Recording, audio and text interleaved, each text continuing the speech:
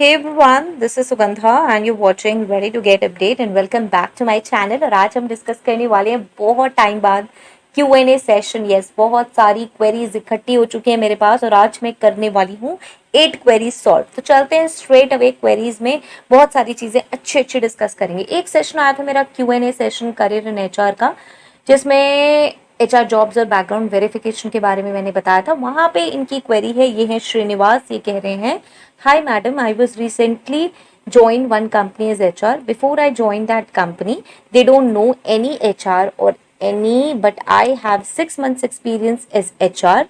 So how can I handle the situation? I am feeling now total company depend on me. Even they are their salaries by cash payments, no transfer. Please help me. Please मैंने जो comment है ना वो as it is copy paste करें। आप देख भी रहे होंगे, स्क्रीनशॉट उठा के मैंने पेस्ट करे हैं। तो जैसा भी उन्होंने लिखा है ये एग्जैक्ट क्वेरीज वैसी ही है। ठीक है, सो चलिए इसका हम मीनिंग निकाल लेते हैं। ये बताना चाह रहे हैं कि भाई इन्होंने एक ऑर्गेनाइजेशन ज्वाइन करी है, 6 मंथ्स का एक्सपीरियंस इन्हें था HR का, और ये जिस सिचुएशन में है अब वो बहुत ही नॉर्मल सी है। अब बहुत बार ऐसी सिचुएशन हम लोगों के साथ आ जाती है, स्पेशली स्मॉल ऑर्गेनाइजेशंस में। क्या हुआ इनके साथ कि टोटली इन पर कंपनी डिपेंड है, वहां पर कोई और नहीं है और इन्होंने ज्वाइन किया है अभी रिसेंटली। वहां पे सारा कुछ मेस्ड अप है, ये अब समझ नहीं पा रहे हैं कैसे हैंडल करें चीज़ों को, और सैलरीज जो है वो कैश में दी जाती हैं। तो प्लीज़ हेल्प मी। यहाँ पर देखिए बहुत सारी चीज़ें हैं वैसे तो करने को, लेकिन जहाँ आप अभी इनिशियली मुझसे कुछ चीज़ें पूछ रहे हैं और इनिशियली जो सबसे पहले इंपॉर्टेंट है, मैं उन चीज़ों के बारे में बात करूंगी, राइट। तो चलिए, सबसे पहला काम आपको कंपनी में क्या करना है। वैसे तो आपने मुझे आई थिंक 5 डेज एगो भेजा था, कुछ टाइम हो चुका है, 1 वीक हो चुका है, तो आपने शायद कुछ चीज़ें स्ट्रीमलाइन कर ली होंगी, बट स्टिल मैं बता दूं कि आपको क्या चीज़ें सबसे पहले देखनी चाहिए। वहां पे सबसे पहले आपको देखनी चाहिए एम्प्लॉयज की master staff list. Yes, employee का डेटा, भाई कितने एम्प्लॉय हैं मेरे पास। आई डोंट नो आप जिस ऑर्गेनाइजेशन में काम कर रहे हैं वहाँ कितने एम्प्लॉयज हैं, हो सकता है 50 हो, 100 हो, 200 हो, 500 हो, राइट। तो वहां पे आपको सबसे पहला काम ये करना है कि स्टाफ लिस्ट देखनी है, वो बनी हुई है, नहीं बनी है तो बनानी है, जिसमें बहुत सारे कॉलम्स होते हैं। मैंने कई बार डिस्कस करी है लेकिन बेसिक चीजें बता देती हूँ।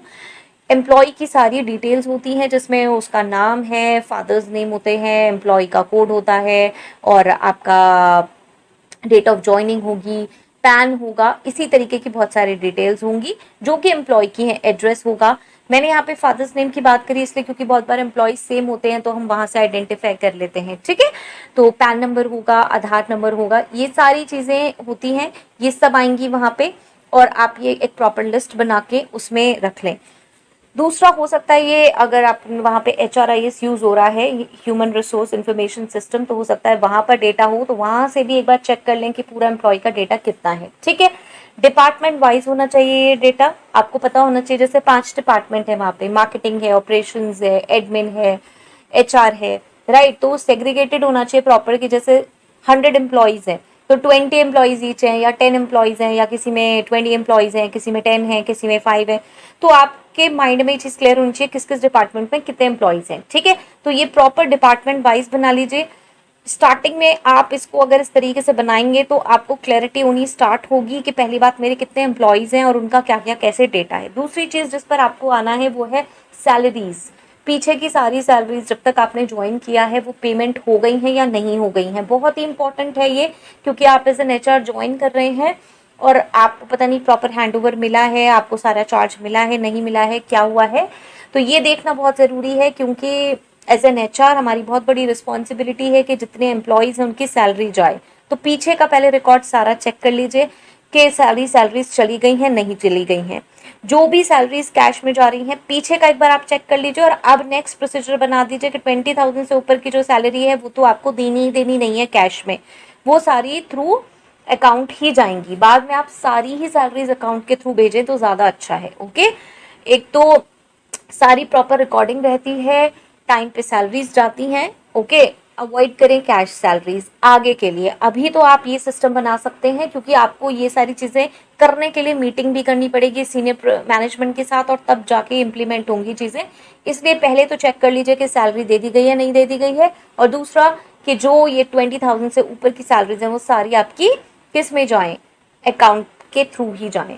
उसके बाद दूसरी चीज चेक कर लीजिए लॉज कौन कौन से एप्लीकेबल होते हैं आपकी ऑर्गेनाइजेशन पे। जैसे कि सिंपल सी बात है, PF ESI नॉर्मली होते ही होते हैं सब ऑर्गेनाइजेशंस पे एप्लीकेबल। तो क्या टाइमली PF ESI जमा हो रहा है, उसका प्रॉपर चालान बन रहा है, राइट, उसका प्रॉपर रिकॉर्ड है नहीं है। ओके, ये सारी चीज चेक कर लीजिए, क्योंकि कंप्लायंसेस में भी फंसते हैं, उसी में फंसेंगे सबसे ज्यादा तो, क्योंकि और तो चीजें इंटरनल हैं। आप एम्प्लॉय से थोड़ा सा रिक्वेस्ट कर सकते हैं कि भाई अभी सिस्टम ये हो गया है, तो हाँ अभी सैलरी और 2 दिन बाद आ जाएगी, 3 दिन बाद आ जाएगी, या फिर आपकी जो एम्प्लॉयज की लिस्ट है वहाँ कहीं कॉम्प्रोमाइज थोड़ा बहुत हो सकता है कि भाई चीजें कंप्लीट नहीं है। ये जो एम्प्लॉय लिस्ट बनाई है उसके साथ इंश्योर कर लें कि डॉक्यूमेंट्स भी एम्प्लॉयज के पूरे हैं या नहीं है, पर्सनल फाइल्स पूरी हैं नहीं है।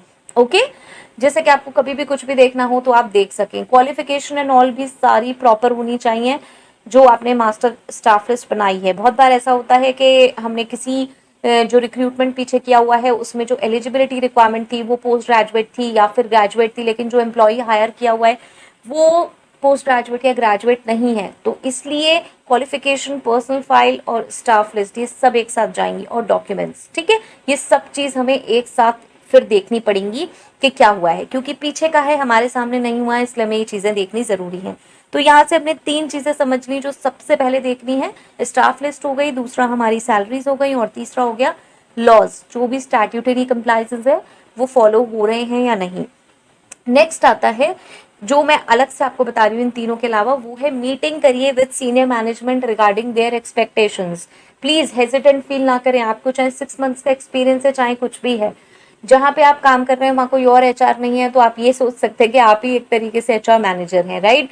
सो take a charge, talk with them, उनसे डिस्कस कीजिए उनके एक्सपेक्टेशंस क्या हैं, अब तक क्या चल रहा था और क्या पर्पज से आपको हायर करने का, और आगे वो क्या आपसे चाहते हैं, ठीक है। ओपनली डिस्कस करिए। जब हम मैनेजमेंट से ये सारी चीजें डिस्कस करते हैं तो आधी से ज्यादा चीजें ना उनसे सीखने को मिल जाती हैं जो हमें पता भी नहीं होती हैं। ओके, और मैं यही रिकमेंड करूंगी कि अगर थोड़ी बड़ी ऑर्गेनाइजेशन है और अगर आप इतना नहीं लेना जानते हैं, अभी नहीं समझते नहीं है इतना भी HR को ज्यादा, तो मैं यही रिकमेंड करूंगी कि आप जरूर सजेस्ट करें कि भाई आपके कोई सीनियर ज्वाइन करें, HR मैनेजर ज्वाइन करें अगर थोड़ी बड़ी ऑर्गेनाइजेशन है। प्लीज डोंट थिंक कि आपकी जॉब चली जाएगी, ऐसा कुछ होगा।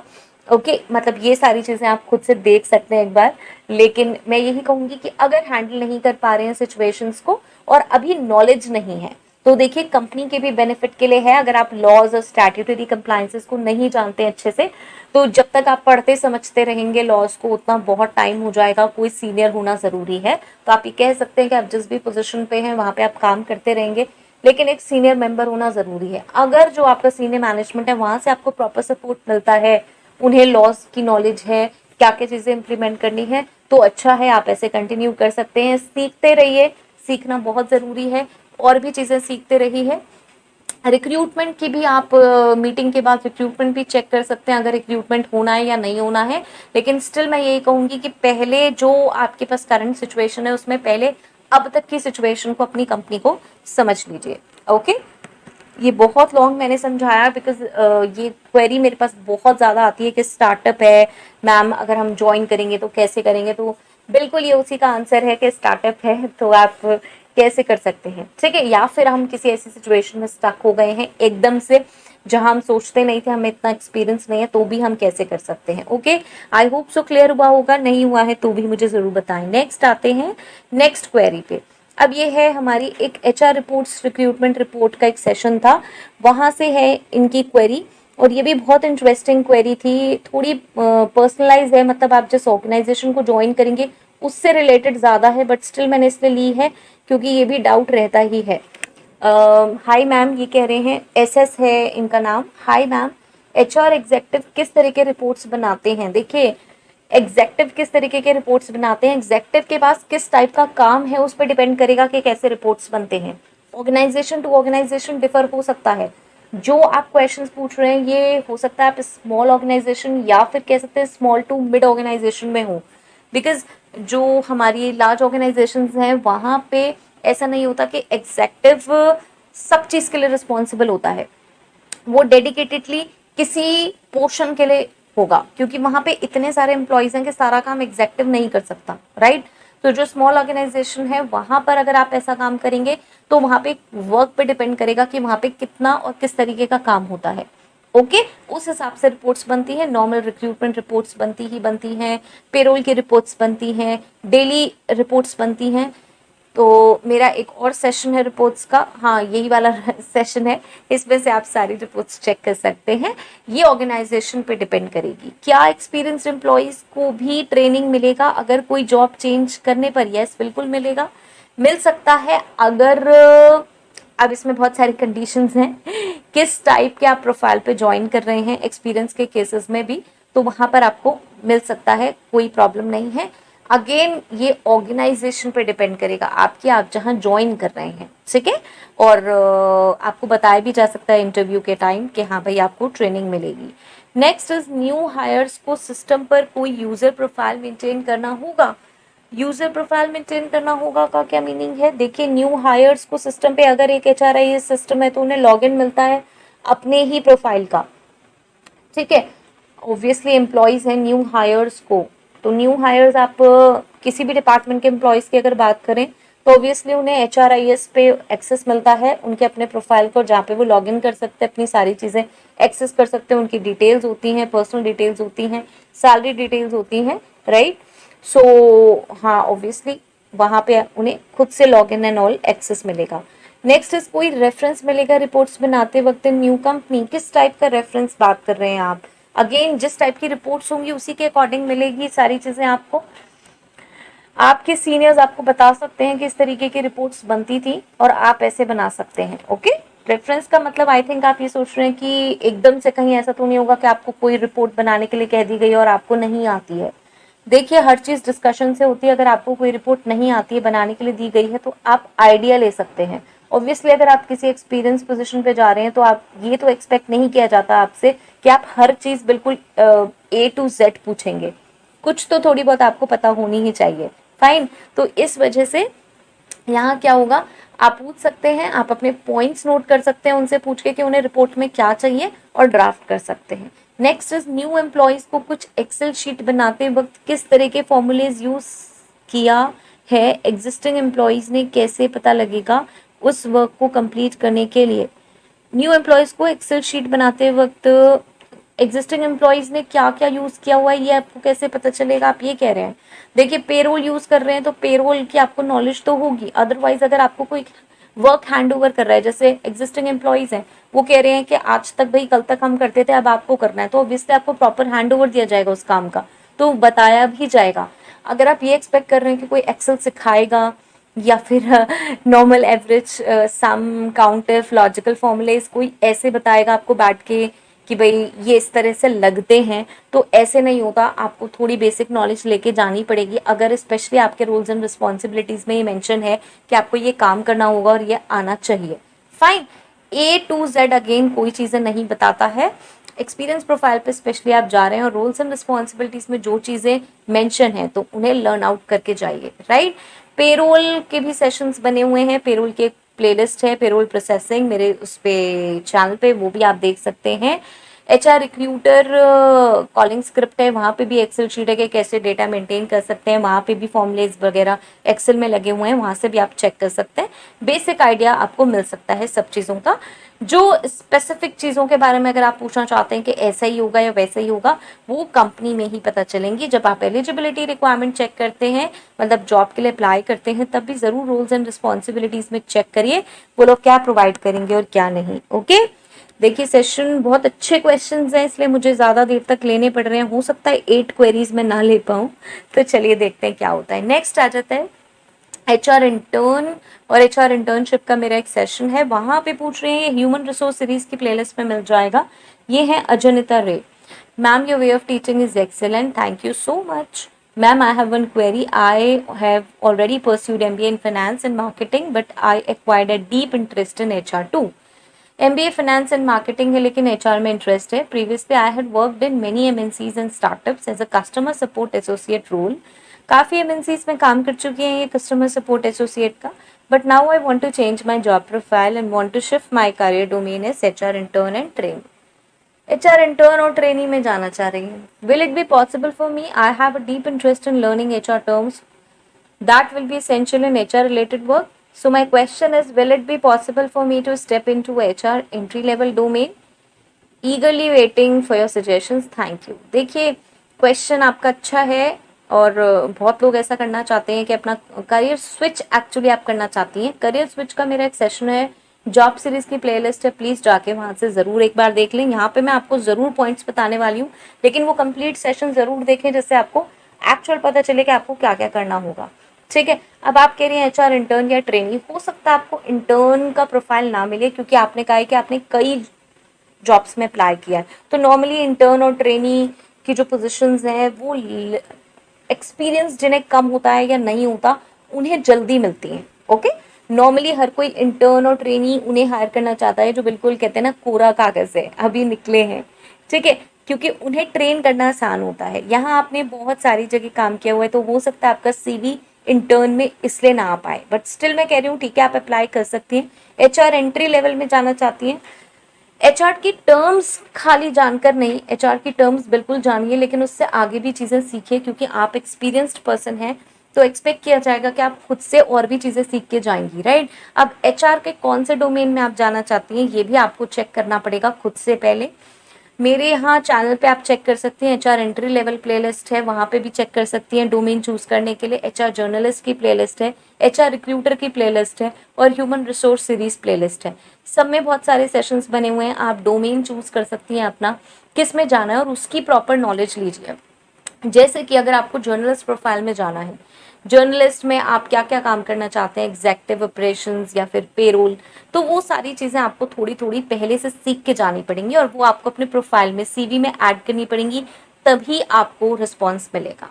क्योंकि जैसा आप कह रहे हैं कि आप एक्सपीरियंस्ड हैं तो कहीं ना कहीं चांसेस हैं कि अगर आप एक्सपीरियंस्ड हैं, आपका अगर 3 4 5 years एक्सपीरियंस लिखा हुआ होगा तो चांसेस होते हैं कि एक्सपेक्ट किया जाता है कि भाई आप अगर किसी और प्रोफाइल से भी 5 years एक्सपीरियंस में हैं तो जब आपको हायर किया जाएगा तो एकदम से सारी चीज़ें तो आपको नहीं सिखा पाएंगे, इतना वर्क कोई नहीं कर पाएगा, तो आप कुछ ज़्यादा चीज़ें सीख के आएँ, राइट। एंड ये आपके लिए भी बेनिफिशियल है कि आप ज़्यादा चीज़ें पहले से सीख लेंगे तो आगे भी बहुत जल्दी बढ़ सकते हैं। तो खाली टर्म्स नहीं, टर्म्स बिल्कुल जानिए, सारी टर्म्स पता होनी चाहिए आपको। एचआर टर्म्स की भी एक प्लेलिस्ट है, वहाँ से देख सकते हैं। नाउ मैं बार बार आपको यहाँ पे चैनल की प्लेलिस्ट के बारे में बता रही हूँ कि ये कर सकते, यहाँ से देख सकते हैं, वहाँ से देख सकते हैं।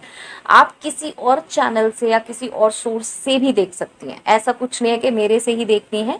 जहाँ से आपको लगे कि हाँ भाई यहाँ से मुझे ऑथेंटिक इन्फॉर्मेशन मिल रही है और मैं चीज़ें सीख पा रही हूँ, वहाँ से सीख सकते हैं।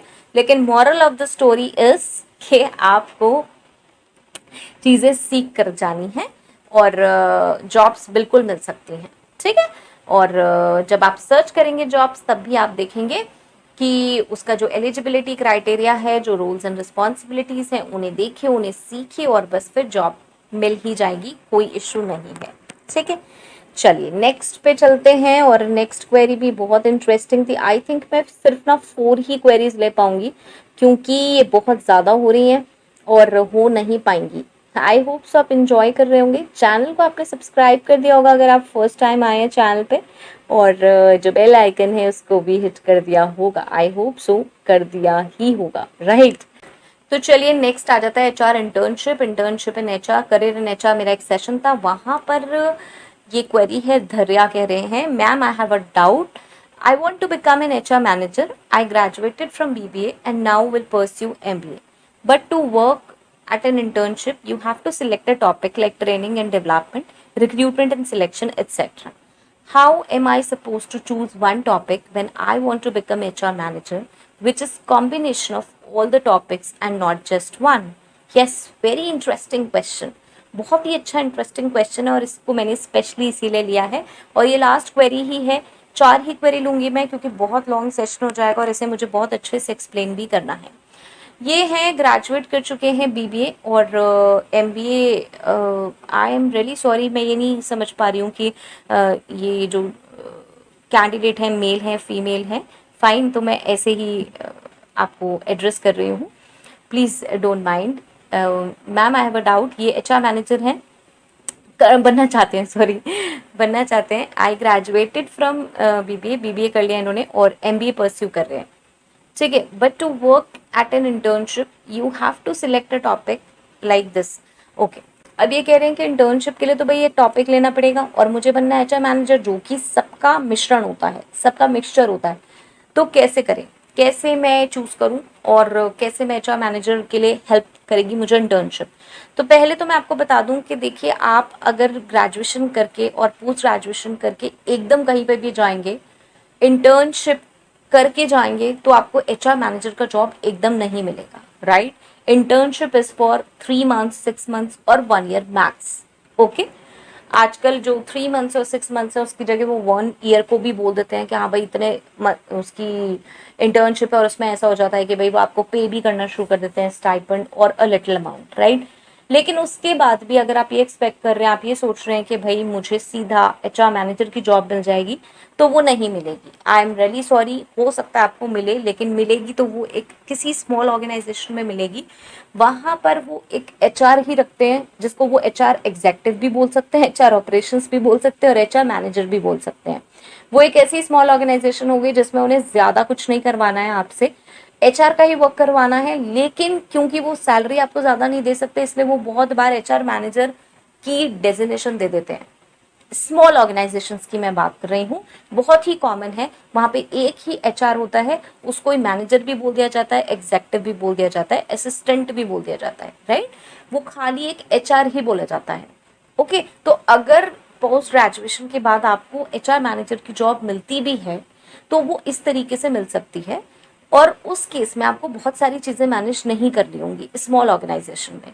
मिड लेवल ऑर्गेनाइजेशंस में और जो हमारी बिग ऑर्गेनाइजेशंस हैं, लार्ज लेवल ऑर्गेनाइजेशंस हैं, वहां पे एचआर मैनेजर की जॉब ऐसे नहीं मिलती है कि आप इंटर्नशिप से आए और आपको एचआर मैनेजर की जॉब मिल गई। इसके रीजन सिंपल है, वहां पे बहुत ज़्यादा डाइवर्सिटी है, बहुत ज़्यादा प्रोफाइल्स हैं, हाईली एजुकेटेड प्रोफाइल्स हैं, डिफरेंट डिफरेंट डिपार्टमेंट्स हैं।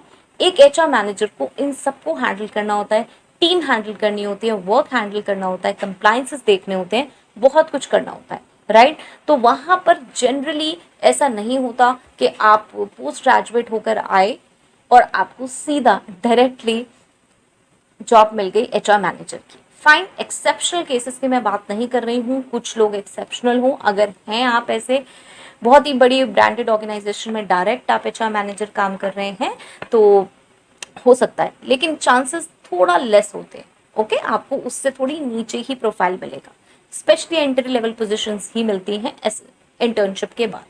फाइन, तो सबसे पहले आपका जो ये डाउट है कि आपने अगर एक चीज इंटर्नशिप में चूज कर ली तो आपको एचआर मैनेजर आप कैसे एचआर मैनेजर बन पाएंगे, तो ये अभी यहीं खत्म हो जाता है, क्योंकि इंटर्नशिप के बाद आप डायरेक्ट नहीं बनेंगे। तो आपको जो भी बीच में प्रोफाइल मिलेगा 2 3 4 5 6 साल के लिए, उसमें आप सब कुछ सीख सकते हैं।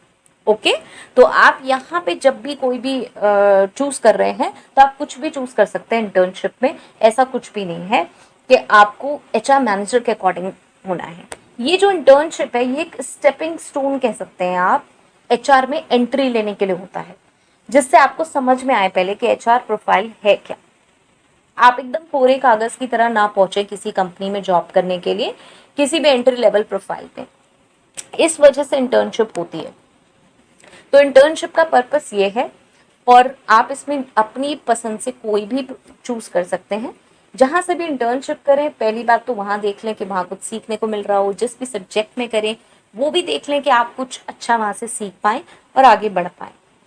और जब आप जॉब्स में जाएंगे तो जॉब में भी आप चेक कर लें, क्योंकि आप एचआर मैनेजर बनना चाहते हैं, आप जॉब में कुछ सीख पा रहे हैं या नहीं सीख पा रहे हैं। ठीक है, तो ये है आपका कुछ आपको ड्यूरेशन लगेगा, कुछ इयर्स लगेंगे, उसके बाद आप एचआर मैनेजर बनेंगे। और जब आप पीछे से सारा एक्सपीरियंस लेके पहुंचेंगे तो ये वाला प्रॉब्लम कभी नहीं आएगा कि आपने कौन सा टॉपिक चूज किया और अब आप एचआर मैनेजर कैसे बन सकते हैं। ओके, ऐसा कुछ भी नहीं होगा। मेरा सेशन बना हुआ है ह्यूमन रिसोर्स मैनेजर पे, एचआर मैनेजर पे। कहाँ पे? ह्यूमन रिसोर्स सीरीज की प्लेलिस्ट में आपको मिल जाएगा, आप उसको भी चेक कर सकते हैं। एचआर एंट्री लेवल की प्लेलिस्ट है, वहां से भी सेशंस चेक कर सकते हैं। कोई और डाउट हो तो भी मुझे बता सकते हैं, राइट। आई होप सो मैंने आपको ये क्लियर कर दिया है, और सबको भी क्लियर हुआ होगा। कुछ डाउट्स हैं इनमें तो प्लीज मुझे कमेंट बॉक्स में जरूर बताएं। धीरे धीरे करके मैं बहुत सारी कमेंट की क्वेरीज ले रही हूँ, ये कुछ अच्छी क्वेरीज हैं, बार बार रिपीट होती हैं, इसलिए मैंने यहाँ पर ये ली हैं सेशंस में। नेक्स्ट 4 क्वेरीज नेक्स्ट सेशन में डिस्कस करते हैं। I hope so this was helpful है मुझे जरूर बताएं। नेक्स्ट वीडियो तक के लिए all the very best, stay happy, stay safe, thanks for watching, bye bye.